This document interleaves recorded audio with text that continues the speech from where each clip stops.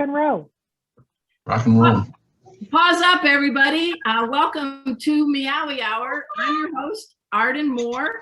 And, this show, as you know, is brought to you each and every Wednesday night by the Cat Fancier Association. We also want to do a big shout out to In Clover, our sponsors. They make cat and dog supplements. We have not one, guys, but two doctors in the house. And we're going to talk about feline food for thought. With us today, we have Dr. Joe Bartges and Dr. Donna Raditic. They're both from the University of Georgia. Give a friendly wave. Act like royalty, guys. Okay. Also on our show, we have our co-pilots, all breed CFA judge Kathy Black. Yay! And all breed CFA judge and editor of Cat Talk, Teresa Keiger. And we have another CFA expert in the house. We got Desiree Bobby, the director of marketing. Woo! And giving the butt shot is Casey. Casey says, people are asking me, where is Rusty the Performer? Uh-oh. Well, this is because I'm in Allen, Texas, house sitting for my sister with her 4 dogs. I brought my 1 dog, Kona, and Casey, because we had to teach a lot of pet first aid classes. So Rusty the Performer is back in Dallas, hanging out with the dog, Emma. In fact, can you show that picture, Kathy? This is how Casey acts when he's around a pack of dogs. What do you guys think? He's the leader of the pack. Yeah. Like, I get treats first. You think he's a shy cat? Doctors, we'll start with you, Dr. Donna. What do you think of Casey and the canine posse? I think he does what cats do. Cats rule. He's ruling. What's your thoughts, Dr. Joe? I'm actually impressed that he's even allowing him in the same room with him. Yeah. So his tolerance level is actually pretty good, or else he really rules the roost. He really rules the roost. Any other comments from you guys from the CFA? I just thought it was a cool picture because I said treats and he went, no! Not for that. The one behind him on the left is really smiling for cat treats. Yeah, that's my dog, cute. Kona. Her name is Ice Cream Kona because she's very nice Kona. Kona and Casey are the ones that teach the first aid classes together. The rest are we got Oliver, Jeannie, Maddie, and Jackson.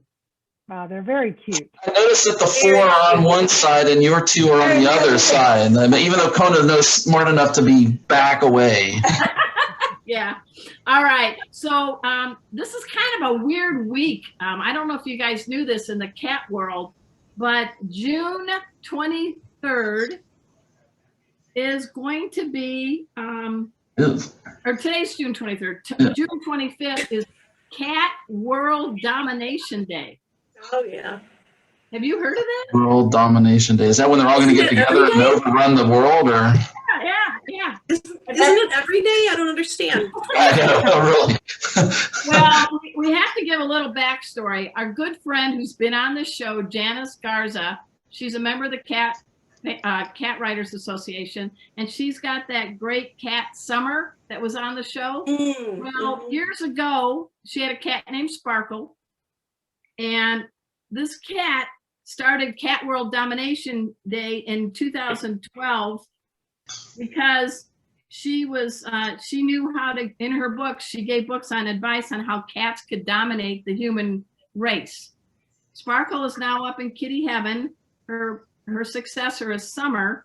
So if you go to sparklecat.com, you're going to find out more about Cat World Domination Day. I think they have a day for every thing now. What do you guys think? Is there a weird holiday that you guys can remember? I'm surprised that cats would only be dominant for one day. I mean, that doesn't. So like today is the day you're done. So I don't understand why it's only once a year. I think maybe they're just allowing us to know about the domination.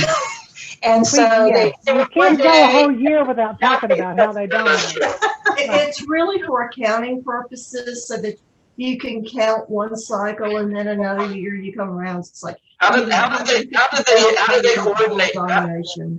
How do they coordinate this effort? Yeah, you notice that he's not given a single clue out. No. Well, ours haven't either. They Yeah. obviously been involved with it. You guys have some cool cat names. What are the names of your cats? So we have three. Well, we caught a lot of feral cats, but we kept 3 kittens, 2 males and a female, Stevie Ray and Vaughn, and Stevie's the female, so it could be Stevie Nicks. But we can only keep 2, so we gave Vaughn away, but we have Stevie and Ray. Okay. But at some point they'll come in here and yell at us because it's after 6 here, and that's their dinner. Oh yeah, they like have clockwork. invisible watches. Yeah. Yes, that's All how right. they did world domination, I guess. They all synchronize their internal purr clocks or something. Well, what I'd love you guys to do after the show, go visit sparklecat.com. Look at Casey's sucking up to me. And check out Janice Garza and Summer. It's a great site with a lot of good blogs. The other thing I wanted to talk to you about was that there is, I think I'll just stay with that. I'm in a house with a bunch of dogs. Casey's the ruler, and today is Cat World Domination Day. So That moving works. forward, we wanted to check with you, Kathy. Anything Cfa headline news you want to share? Yes, there's 2 things I want to talk about quickly. The first one is we wrapped up our annual meeting. Our annual meeting is always usually in person. We were unable to meet in person last year because of COVID. This year we decided to go virtual for the meeting because still with COVID. So we had an annual meeting that had events going on over 3 days, and everything came off very well. We were able to get a quorum. We conducted business. We discussed amendments and proposals. We voted. I mean, it was fabulous. And it actually all happened. The people had their doubts. And so that was that's a win for the organization because That's good. because we were able, we were able to get some business done. That was very necessary because we haven't been able to meet for 2 years. The other thing I wanted to quickly talk about is, CFA is for the wellness of all cats. And that includes the mutt cats, but it also includes the pedigree cats. And we have a program called the Breeders Assistance Program. This program is volunteers that go out and help take care of anybody that finds himself in a situation where they can no longer care for their cats. Oh, nice. So it could be if a person that passes away or becomes sick or disabled, or they lose their home, or there's some kind of change in their family situation, temporary hardship. It doesn't matter. You can get a hold of the Breeders Assistance Program and they will step in and rehome your cats for you. They're always looking for donations because they work strictly as volunteers. So they've had a really tough year. COVID was really hard. A lot of people lost their income that they were counting on. There were other issues. We even had some people that went out and adopted a lot of cats and then figured out because they were home all the time, they didn't really want all those cats. So the Breeders Assistance Program is a really nice function. It's one of our programs within CFA. Check them out. They are a nonprofit organization. Your donation is tax deductible. So check that out and help them out any way you can. I appreciate that. Good. I'm glad to hear that. Hey guys, before we get into talking with not one but 2 doctors, veterinarians of nutrition, we have the answer to last week's trivia question, and we got another new one to kind of pickle your head with. So the question last week was, let me get it here. Let's see, come on. There, whoop, I'm doing a new screen. Okay. Name the hometown in Indiana that cartoonist Jim Davis chose to be Garfield the cat's hometown. And the choices were Crown Point, Indianapolis, Muncie, or Valparaiso. I'm from Indiana, so I can pronounce all those very well. You guys can answer this one, good doctors Donna and Joe, if you know it. I don't think it's Indianapolis. All right, that's correct. It's not Indianapolis. Muncie. What was Muncie or Valparaiso? And Crown Point. Those are the three. Oh, I can't remember. Split. All right. I'm going to do Muncie. All right, then I'll take Valparaiso, but I think it's Muncie. It is Muncie. Good job. Ding, ding, ding, ding, ding, ding. And just as an FYI, Crown Point is my hometown. We are known for the place that had the inescapable jail that John Dillinger was housed in, that he took a bar of soap, blackened it with shoe polish, and faked out our sheriff and got out. Yay, Crown Point. All right, Miss Kathy, we got some prizes for a winner. What do you have? Yes, Lisa Alshul. Congratulations, Lisa. She was the winner of the In Clover packet. And let me share my screen real quick and we'll talk about them. Okay. We're very happy to have In Clover as our sponsor. They have the wellness treats for cats called Spry, Flow, Smile, and Sleek. And they also have treats and for dogs. And if you go to inclover.com, you can check out all their products. And if you put in Meowy In Clover 21, you get a 10% discount when you check out. Nice. Well, I have this for Casey right now if he gets hungry. It's not like popcorn at a movie, but he's like, yeah, I'm here. And thank you, In Clover, for being our sponsor. All right, here comes the question for you guys to try to win the prizes this week. Again, if the good doctors know the answer this time, I need you to zip your lip because we don't reveal the answer until next week. So you guys, you know the musical Cats, right? It's such a Broadway smash. And I sort of did this because I feel like Broadway's on its way back. So I wanted to do a salute to the musical Cats. Please don't watch the show, the movie. I heard it. But believe it or not, here's some facts. It actually hit the stage in 1977. Andrew Lloyd Webber, he's the guy who created it. Did you guys know that at the original show on Broadway, they used yak hair for wigs? Mm-hmm. And they had 3,000 pounds. Holy moly. It's a lot of yak. Yeah. That's a lot of yak hair. Yeah, yak hair, not cat hair. Yak, I-A-K. And it has now been seen in more than 30 countries in 15 different languages. So gato, what's the cat word? Chat for French. Anybody have any good cat names in different languages? So you froze on us there. Oh, I froze?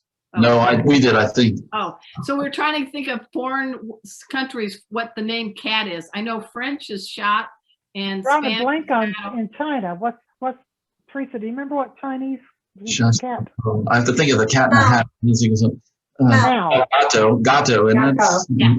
and El Sombrero. That was Now. Lykoi was the Cat. Lykoi now. Yeah. All right. So my question for today, and listen carefully because I kind of tricking you guys a little bit. On the musical Cats, they had a cat tribe. And I need you to tell me what was the name of the tribe in the musical Cats.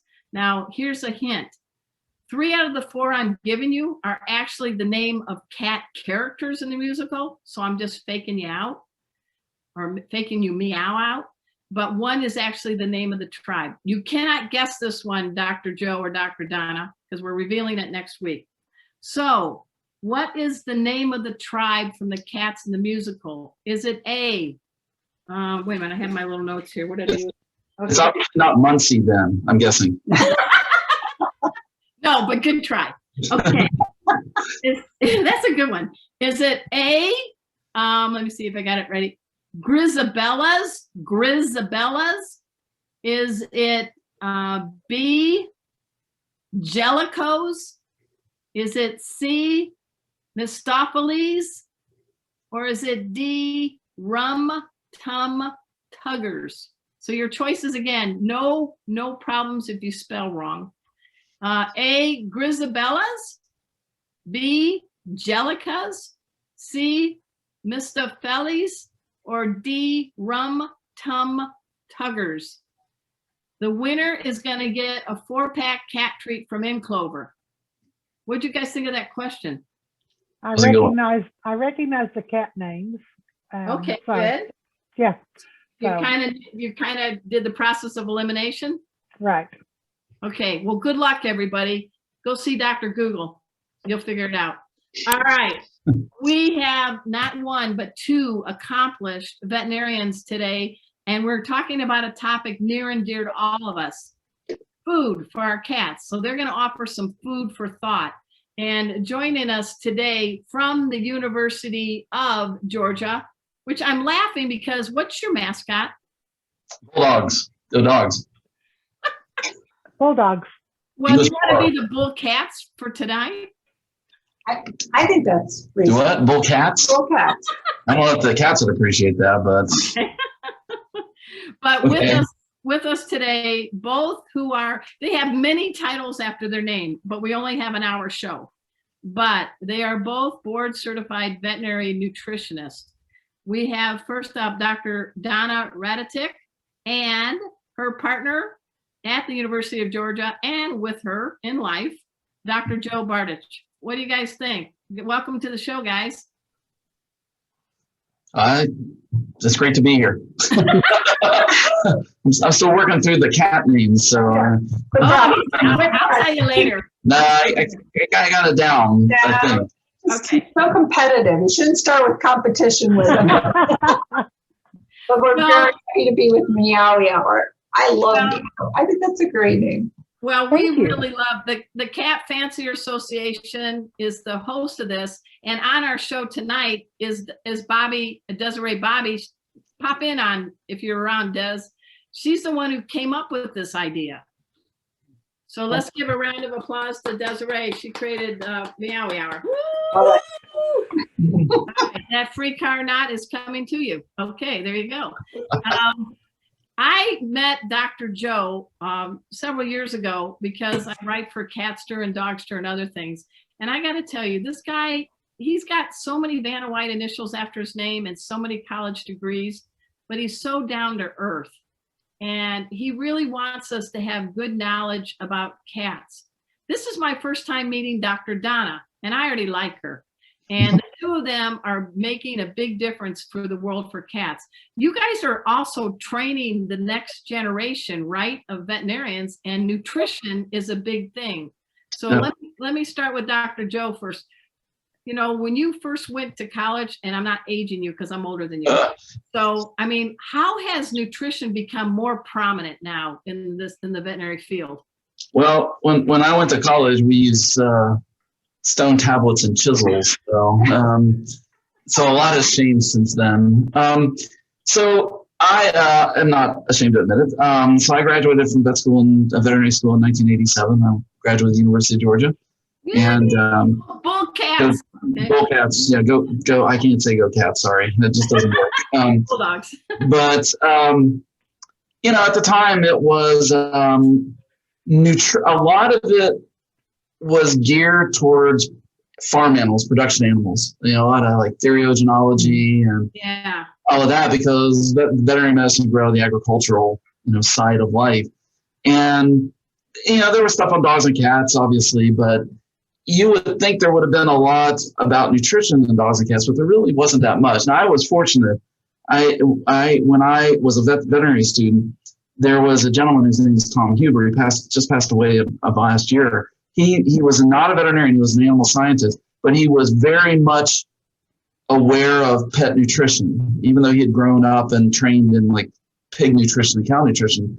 And he was very good at tying it all together, he's with large animal nutrition and small animal nutrition, and how things that are done actually at the time in large animals for, getting the best out of an animal, whether that was milk production, whatever. But the idea of get the best could be applied to dogs and cats, and nobody was really talking about that much at the time. And so I had a very nice, balanced approach. And then since then, there's just been an explosion in terms of information related to dog and cat nutrition and an explosion of diets that are available. I can't tell you how many dog and cat foods were available in the 1980s, but it wasn't a lot. And now there's thousands upon thousands certified, and there are thousands more seem like come out every year. So there's a lot of good things that have happened, and there's been such an explosion. It's hard for people to keep things straight and to know how much is marketing versus how much is really based on, you know, good science and nutrition. Well, that's a good point. And jump in here, Dr. Donna. First of all, why did you become into nutrition, and what's your thought about this explosion out there?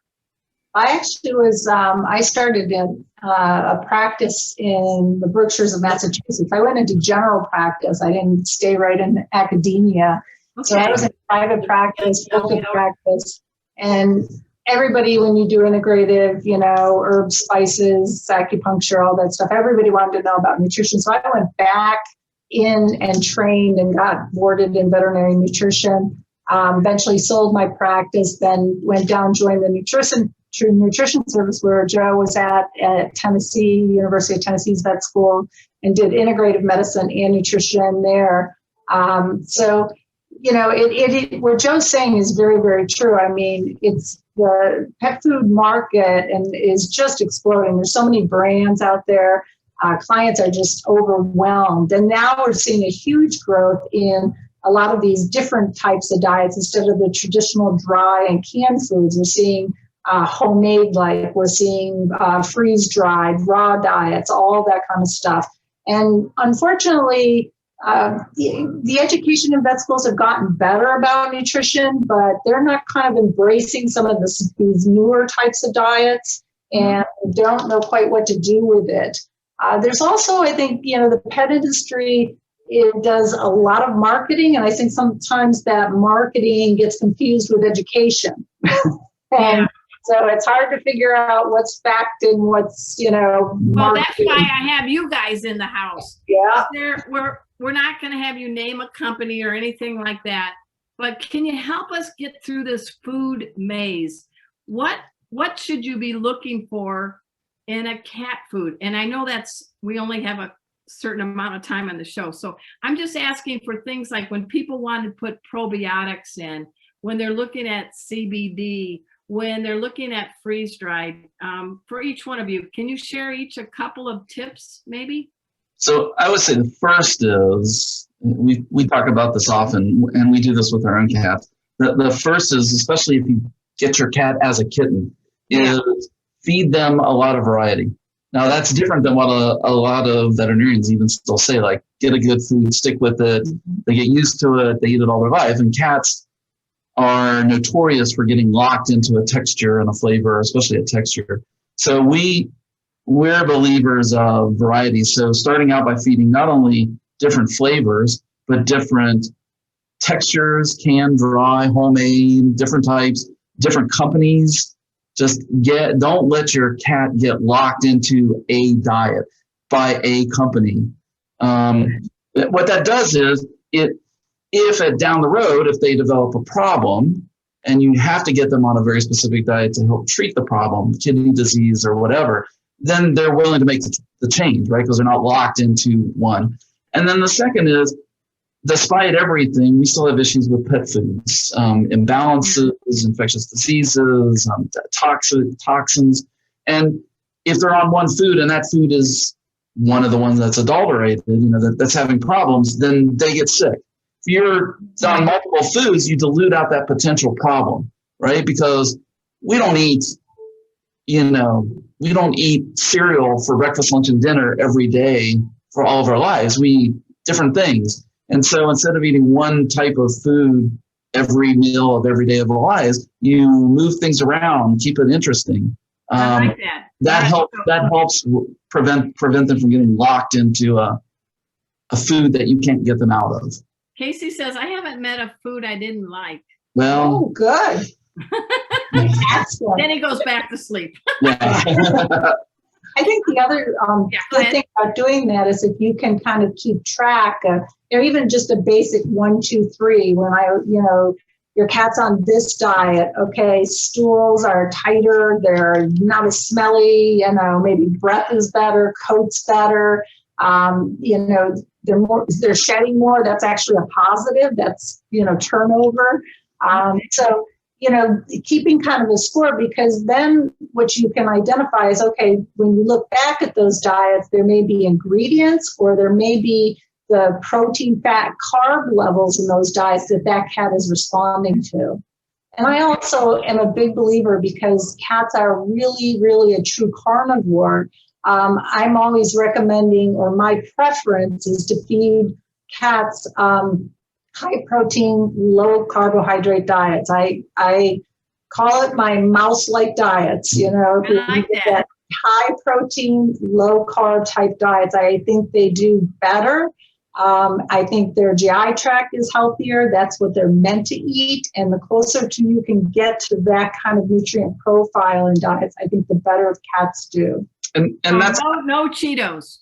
No Cheetos, unless they're Cheetos, I guess. But I think along with that, I think it isn't that commercial foods are bad. They're designed to be adequate, and they're designed to feed the average cat, or if it's dog food, average dog. And so, they do okay on it. I mean, that's the whole idea. I mean, and their companies are forced to do that because of regulations, right? They have to meet a certain level and they can't stray too much from it. But I think the issue now is we can get beyond that, but just adequate to something beyond that, whether it's going to be commercially available or homemade. We feed our cats. We have two. Probably, I don't know, 2/3 homemade diet, 3/4 homemade diet. In my mind, I was going to ask you, what does Stevie and Vaughn eat? Yeah, so we make them and we make a couple months worth at a time. It's basically 10 pounds of chicken, 6 pounds of chicken thighs, 4 pounds of chicken breast, a pound of kale or spinach with some a vitamin mineral mix and some omega-3 fatty acids and a probiotic. And we boil the chicken and steam the kale or spinach, mix it all together, grind it up, and then we make little logs out of about 2 to 210 grams. And it lasts about 3 days. And we break off a little piece, and I crumble it in half twice a day. And then we add to that a little bit of a high protein canned diet. And that's what they get twice a day. But then we give them food puzzles and food treats that are high protein, low carb things. That homemade diet is basically 1% carbohydrate and about 80% protein and maybe 18% fat, something like that. Yeah. And you don't put any organ meat in it or taurine? What about taurine? No, it's in the vitamin mineral. So we use a vitamin mineral mix that's designed to be used for homemade diets, and it has taurine in it. Okay. Good question, Kathy. Nice. I'm impressed. That's Hey, I've had a raw meat diet for years. No, that's a good question, because when we do homemade diets, especially for cats, depending on what we're using, we will add taurine and other things to it to make sure that the levels, are where they need to be. Yeah, but they make vitamin mineral mixes that can be used in homemade diets that bring in all the vitamins and minerals. And we have a computer program, and you just, again, it makes a complete balance, but it makes like super high protein, enough fat, right fatty acids with some of the omega-3s, and then just a little squish of, 1% carbs for fun. And if you can put your hands on these cats, they are. Yeah, tell me about them. What are they like? Well, I don't know where they are. I'm surprised they're not in here yelling since it's dinner time. But they're very much they're indoor only, and they're very muscular, and they don't have a lot of body fat, and their coats are amazing, and they're very active. Now they're like typical cats, right? They have their whatever neurons fire lasts about an hour or so, and then they go off and sleep somewhere, and then a couple hours later they do it all over again.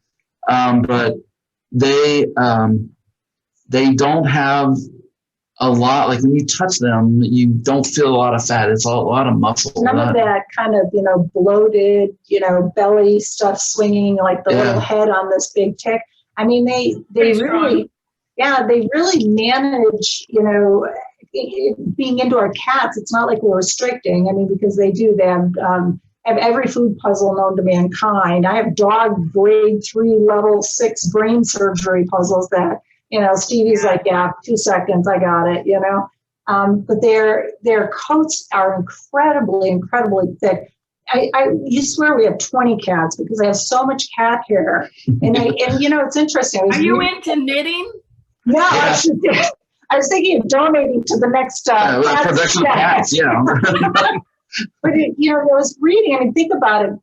Cat hair is like coils of protein, right? Yeah. So their coats are so thick, and the turnover in them. They also don't have that cat breath. They don't have the dental disease. The litter box. I mean, it just isn't that smell. You walk in the house, it's like, oh, you got cats. No, they say it like this. Oh. Oh, yeah. Right. Cat. Cool. Actually, it's more like I've always said cat. the better the quality of what you put in your cat, the better the quality of what comes out of your cat. So I think they're just verifying it, right, guys? Because I love to talk about poop. I want everybody on the planet to be a poopologist. And so if what you put in is quality, you're going to have nice stools in the litter box, right? Yep. Absolutely.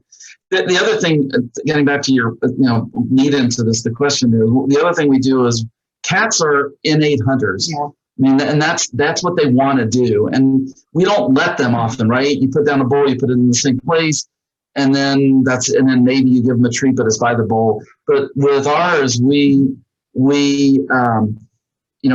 have food puzzles, we have food timers. They have to go find things. I mean, they love to play with the puzzles more than eat. So in the morning, if I put down their food, they'll eat that a little bit. And then as I fill up some of their food puzzles, they go to the food puzzle, not necessarily to eat, just to make it work, because they think it's just the greatest thing. And again, they're like level, I don't know what levels are on dog things, but they figure it out very quickly. And they just love playing with those things. Stacy is not taking on Stevie and Vaughn in any kind of challenge. She said, I concede. You had me at paw. Hey, there's a hot market of CBD. And I know it's an awkward thing by your state and all this stuff. I don't want to get you in legal beagle trouble. But when I went to Global right before COVID, I swear like every fifth booth was something with CBD. Without doing a commercial applaud or can you help us a little bit understand from your standpoint? So I'll let her take it, but I will say, first of all, that legally, and this is the disclaimer, not only at the state level, but even through, through the ABMA. I mean, right now, at state level, we legally cannot recommend, prescribe CBD, despite how limited levels of THC and stuff is in it. I don't know if anybody would actually prosecute you for it, but no, that's why all the time from the states saying like you can't do it. I couched it like that because I don't want you in jail after the show. Well, but I want your listeners to know, like when you go in and talk to your veterinarian about it, they're going to they may like pull you aside and like put you behind some like clandestine like wall or something so you can't see. Because legally, there could be some ramifications from a practice standpoint if you prescribe it. And we can talk about it. We just can't recommend or prescribe it. Which I gotta just say, let me just let the cat out of the bag here. This thing is exploding, and everybody is getting it. But the people that could help you, veterinarians, right? Their paws are. I totally agree with you. No, I totally agree with you. I think of all the people, they're for not only pets but people. I mean, they're like every block has a CBD oil, and yet we can't legally talk about it. I mean, it's crazy. And so write your state government officials and tell them, don't be stupid. Let veterinarians have the capability of talking about things that you want to use anyway. And there are some there's some good studies. They started out in dogs, trying to develop dosing in dogs, and now they actually have pharmacokinetic studies of dosing in cats for CBD. The big thing to understand is that the active ingredients in the hemp type products, CBD, and then the other hallucinogenic type stuff is THC. Right. Dogs and cats are very sensitive to that. So the products that come out there, and this is what's makes me a little bit nervous about all the products coming out there, is there has to be really good testing to make sure that every, product that comes out there has very low, there's a set point of THC. And can we just say for the people out there, the three that don't know this, that's the psychogenic, hallucinogenic agent. And we don't want high cats or high dogs. Right, exactly. And I mean, not just high, it's poison. Yeah. I mean, they get poison. So the companies have to be really testing that. And there are some out there that are doing a good job. They've also published a study where they yanked a bunch of them off the shelf to find out who were the good guys and who wasn't, doing due diligence. So, but as this grows, areas they're looking at in the dogs was arthritis, which we know cats also share. Also, just the overall well-being of feeling better and appetite, maybe for patients with cancer, GI, cancer, kidney disease, right? Kidney disease, things like that. And in dogs, they're looking at seizure, and I think there's going to be spin-offs in behavior. What we've learned about is besides the CBD actually works on the cannabinoid system. It's a homeostatic mechanism in us, in dogs, in cats, it is almost it's a huge part of our homeostatic mechanisms in neurohormone control. And it's a whole hot new area. So I think it's exciting. And I think that as we gather more information, I actually think that they'll probably evolve drugs for cats and dogs like they have done in humans from these products. That's interesting. We have a little bit of time left. The other thing I want to ask is, how do you get a cat to drink water or be properly hydrated? Because, my dogs lap water all the time. This guy's like, no, thanks. Yeah, it depends on the food that you're feeding in part. Young adult, middle-aged adult cats who are otherwise healthy, if they're eating canned foods, many times don't drink hardly at all, if any. On dry food, they tend to drink a lot, but cat kidneys are very good at pulling out the water from the urine, so they don't pee a lot, compared to dogs or people. So getting them to drink more, you can do things like water, circulating water, where they get to play in it, because cats often like to get in the shower and in the sink and things like that. So you can get, something that circulates the water. You can, if again, the cat's not locked into a texture, you can ice cubes, because they like to chew on things and they like to lick, as you know. And play with it, and they'll lick that and drink that as well. Okay. Do you have a suggestion, Dr. Donna? Yeah, the other thing too is, there's this myth that cats can't do milk. And if you start cats, having milk or cream, I give mine cream, organic. He gets Max's face. Want some moo-moo? Moo-moo. And that's a great way, of giving them, and it's wonderful protein. Milk protein is exceptional. So again, we get back to that carnivore thing. Yeah. There isn't probably the studies to show that high protein makes them drink. Right. But, it's interesting. I find our cats are pretty darn high protein. I think they drink quite a bit. Yeah, and they actually get the homemade diet we make is sort of like, I don't know, consistency. Crumbly. It's kind of crumbly, but it's wet. But when I make up the food, not only do we add a little bit of canned food to it, I add water to it. So they get a lot of water from that, and yet they still actually drink quite a bit. We have more pee in the litter box than poop. Yeah. So we had a question. Do you have any questions? Well, we had a question from one of our viewers. They want to know the name of that mineral supplement that you're adding to your food. Do you mind giving the brand name of that? Well, there are a few. There's about 3, I guess, out there right now. For cats, there's, I guess, 2. Right. The one is Balance It. It's called balanceit.com. It's a website that Sean Delaney, who's a nutritionist, actually has a formula for cats.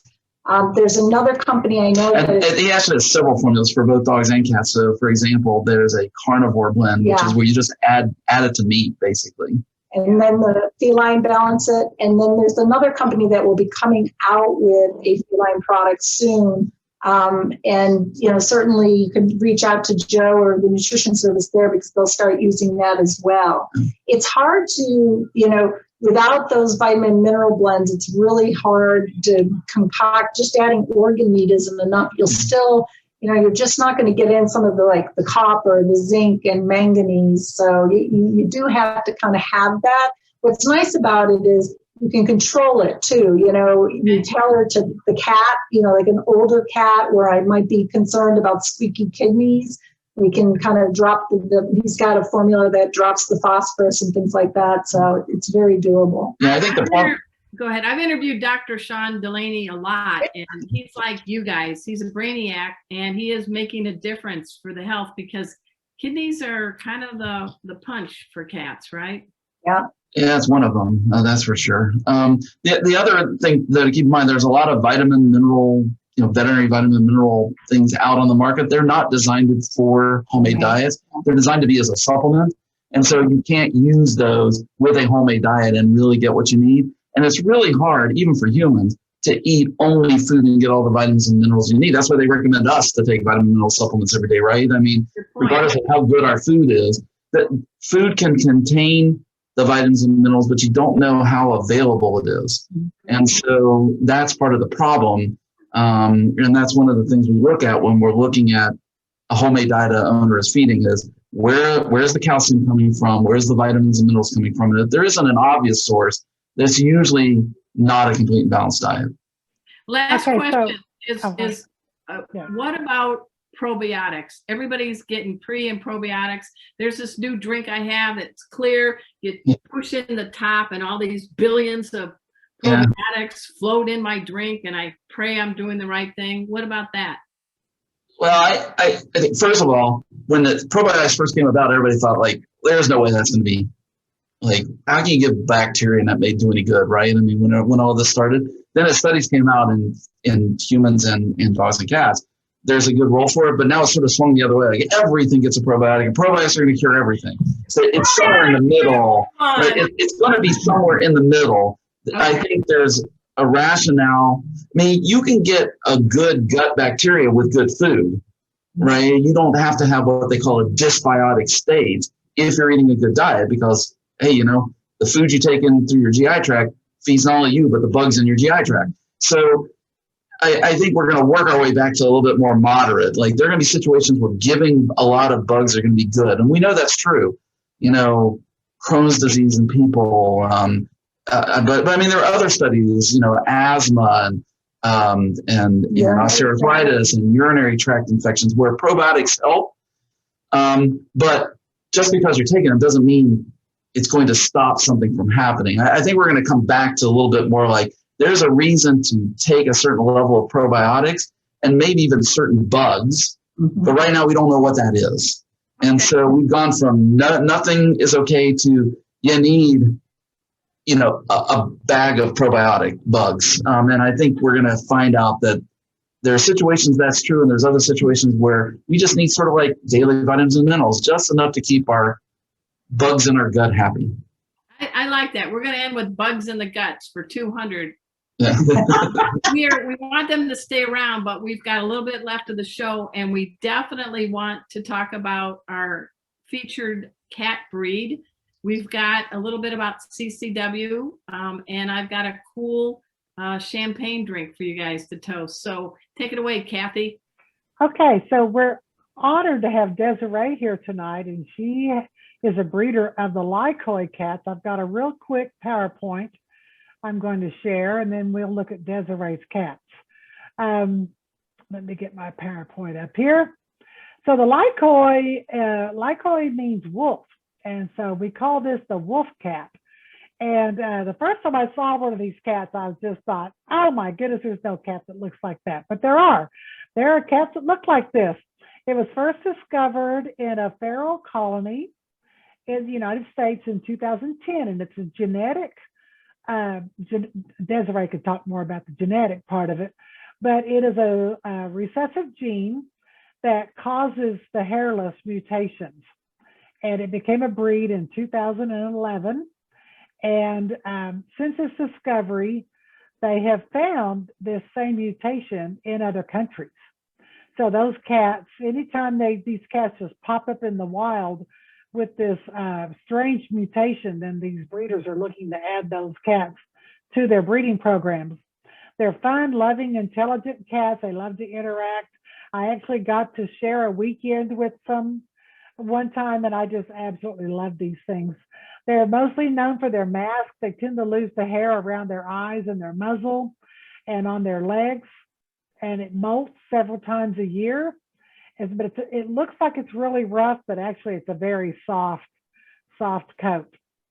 So this is called wolfy gout, or Desiree may have a different name for it, but they're born completely with their hair, and then when they get to a certain age, they start losing it around the eyes and the muzzle. They start doing the wolfing thing. Then they'll even sometimes lose more hair on their body. It's a very thin coat when they do have coat, but like I said, even though it looks rough, it's actually very soft. And I just love to look at these babies with their little wolf faces. Aren't they cute? So let's look at a real cat. Desiree, take it away. Hi. So this is about actually 9 weeks. He just had his 9-week checkup today. So you can see his mask is really nice at this point. He's really at a good, like he would be really great to show right now because he has a pretty decent coat. The roning is very noticeable. There's some degree of naked on the underside. I don't know how. Yeah. So talk to us what roning means. So roning, sweetie, is the white, the melanistic hairs that are intertwined with the coat, the color of the cat. So do you see it's like white? Yes. So the light actually passes through those hairs, right? I don't know. Light passes through. I'm not sure. Is that why they're white? Sure. I thought they're missing like the color gene. Well, they're white. They have no color on them. Right. So. Okay. Yeah. Who's this little one? So this actually, he is actually going to Germany. Yeah. Attention. Yeah. Hey, tell him he's going to go to Germany. Tell him that who is where and where is Bo, so he doesn't get confused. That's how. So you're currently breeding those to domestic cats, right? To create more of them. Do you have any available outcrosses? Are you outcrossing to Sphinx or anything like that? Nope, just domestics. Okay. Here's a little red one. Oh my gosh. Have you guys, doctors, the good doctors, have you seen the Lykoi before? No, they look like werewolves. They're really cool. Yeah. The light's not really bright. That's how they got their name. Yeah, I know the mask on them, but even their fur, they almost have like the ridge of fur down their back, like you see in some of the Lon Chaney. That's Lon and Chaney and. Yeah. So this is a 6-week-old red. Oh my gosh, what a cutie! Beautiful. Their eyes, I mean, it just makes their whole face stand out, though, you know. Mm-hmm. Yeah. And now he's in a pretty good molt too, but the difference, with the lighter colors is the mask isn't as evident. Yeah. You can see if you can. I know the light's not Looks great. like he has a heart on his Great, face. Yeah, then I'll get up pathetic. Yeah, nothing is enough. I have more. What? There's more. So many. I have like one of every color. The only color I don't have right now is blue. Here's a white. Now this is white, blue eye white, not deaf. Okay. Good. Interesting. So again, you can't see the roning as well with the whites, but people love the white Lykoi so much. Why is that, you think? Something about their look, they're just so angelic. And then of course this one with these crazy blue eyes. Oh yeah. Move over, Paul Newman. Yeah. Mm-hmm. Yep. So this one's going to France. Oh, c'est la vie, mon ami chat. Bye-bye. Wow. What else you got there? I have a bicolor odd eye. Oh, Oh, I think Dr. Donna and Dr. Joe just fell in LOVE. I don't know, I like the darker colored ones because they're much more striking. Yeah. You know, these are different colors, but you know, black is my favorite too. It really is. But you know, the thing with colors is the naturals come in so many different colors too. It's kind of a shame to not continue those. Each color has just a completely different look. Yeah, Yeah. Yeah, that's so wild. that's cute though. That's very Okay, cute. and I have my tortie. Okay, let's do the tortie girl. Little tortie I'm keeping. oh, 9 weeks old. Oh, oh, yeah. She's just hanging. She's hanging. Oh my God. Their paws are interesting too. yeah. Yeah, they get real knuckly looking. 'Cause they don't, Like long fingers almost. yeah, because they don't have the hair on them. So they Yeah. Yeah. This Oh. is the breed that is quite accomplished as pianists. Did you know that, Dr. Donna? I'd buy that. Oh, how cute, Desiree. What a cute baby. Oh. Oh. And they're really fun cats too. They really are. They really are. They're so interactive. They're so fun. Oh, fun fact. So Cracky, you can look at my webpage and see Cracky. Kathy, you know Cracky. Yes. And I've had her on Meowy Hour. She ran agility at one of our events. And so she got really, really good at it. And we're going to film in August for a Fox production called World Pet Games. So she's going to be in agility. You're going to There's have some the wolf cat running agility. yeah. And, you know, so I'll be there, and Pete Deal and Jenny Wickle, Sammy Kerr, and someone else too, I think. Oh, and cool. Rhonda Burke-Smith. Okay. So, yeah. All right.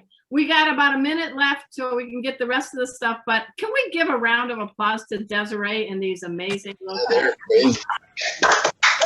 Gorgeous. Yes, thank you. No, we want to learn more. And did you want to go into the CCW real quick, Kathy? Sure, just real quick. I want to talk about our companion cat program.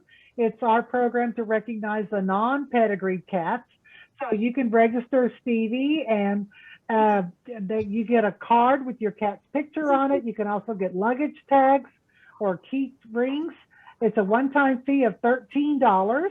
That's your lifetime membership with the Cat Fanciers Association.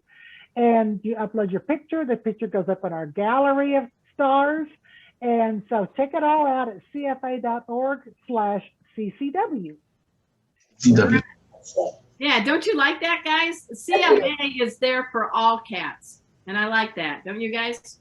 I do too. Yeah. We if we can put on the slide, the last 2 days, guys, I've been there goes Casey. I've been all about safety.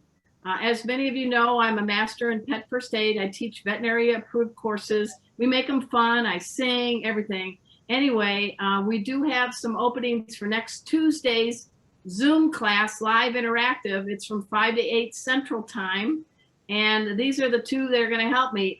Dr. Joe and Dr. Donna, what do you think of my ginger boys? Yeah. Tiger. Where's Tiger? They're right up there in my top. So we just go to Pet First Aid for You, and we hope to see you in class. I think it's one of the best gifts you can give, other than feeding really good quality food to your pets. Come back as Stevie and Vaughn, guys. To live a long time is to learn what to do when uh-oh happens. What do you guys think? Yep, I agree. All right.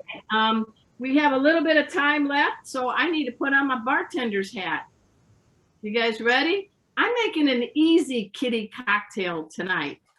It is called the Tabby Toast with the Most, because I want you to beat the summer heat with this cherry chilled cocktail.